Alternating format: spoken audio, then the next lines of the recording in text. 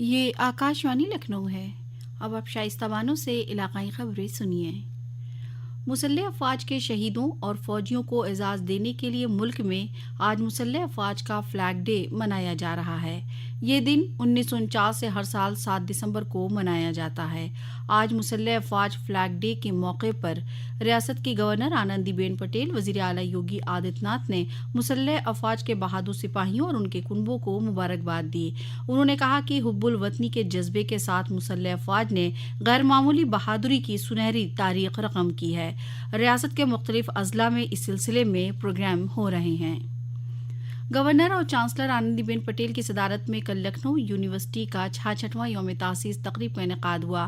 انہوں نے اپنے خطاب میں کہا کہ جب خواتین مستحکم ہوتی ہیں تو دنیا مستحکم ہوتی ہے، ان کی مالی حالات مستحکم ہونے کے ساتھ ترقی ہوتی ہے۔ انہوں نے کہا کہ مستحکم نوجوان طاقت سے ملک کی ترقی ہوتی ہے۔ بھارت آج space, startup, drone, animation, electric vehicle اور سیمی کنڈکٹر جیسی کئی سیکٹر میں نوجوانوں کے لیے نئے مواقع تیار کر رہا ہے۔ گورنر نے سماج کی برائیوں کو دور کرنے کی کوشش کے لیے صدارت اور مثبت سوچ کی ضرورت پر زور دیا۔ گورنر نے اعلیٰ تعلیم میں پیچھے رہ گئے لوگوں میں ہنر کو فروغ کے ذریعے سے صلاحیت کو فروغ دینے کی ضرورت بتائی۔ یوم تاسیس پروگرام میں 107 طلباء کو 192 میڈل دیے گئے، ساتھ ہی تقریباً 43,000 ڈگریاں دی گئیں۔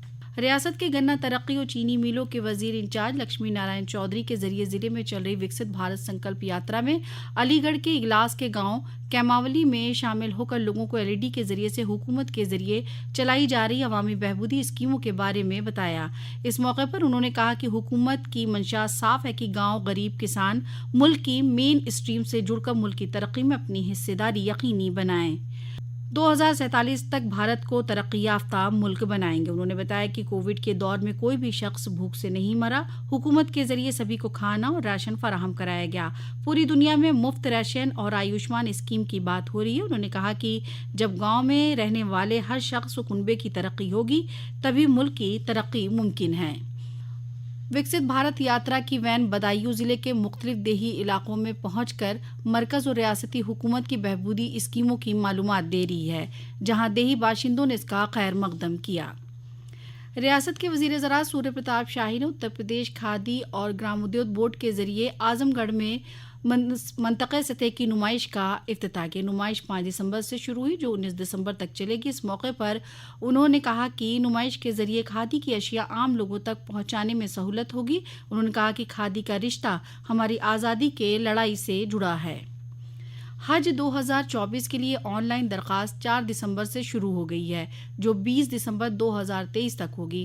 فتح پور کے اقلیتی بہبود کے افسر نے یہ معلومات دیتے ہوئے بتایا کہ آن لائن درخواست حج کمیٹی آف انڈیا ممبئی کی ویب سائٹ اور موبائل ایپ حج کے ذریعے داخل کی جا سکے گی۔ انہوں نے بتایا کہ گزشتہ سال اضلاع میں حج درخواست سے متعلق کاموں کو ضلع سطح پر ہی کرائے جانے کے لیے حکومت کے ذریعے گرانٹ حاصل کر رہے مدرسوں پر حج کی سہولت مراکز کھولے گئے تھے، جہاں پر عازمین حج کی درخواست آن لائن کرنے اور ان کے ڈاکیومنٹ کو اپلوڈ کرائے جانے کا انتظام کیا گیا تھا۔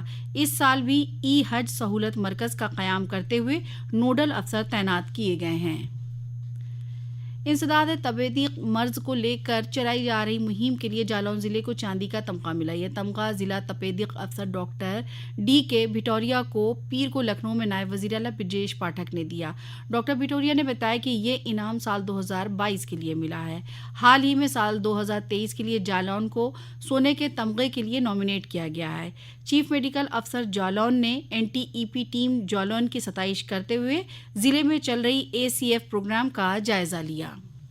ریاست میں کچھ اضلاع میں بارش کی خبر ہے۔ محکمہ موسمیات نے آج پریاگ راج، وارانسی، جونپور، پرتاپ گڑھ، اعظم گڑھ، سلطان پور، امبیڈکر نگر، گورکھپور اور سنت کبیر نگر میں اچانک تیز ہوا کے ساتھ درمیانی بارش کے امکان ظاہر کیے ہیں۔ وہیں مشرقی اضلاع میں بھی بارش کا الرٹ ہے۔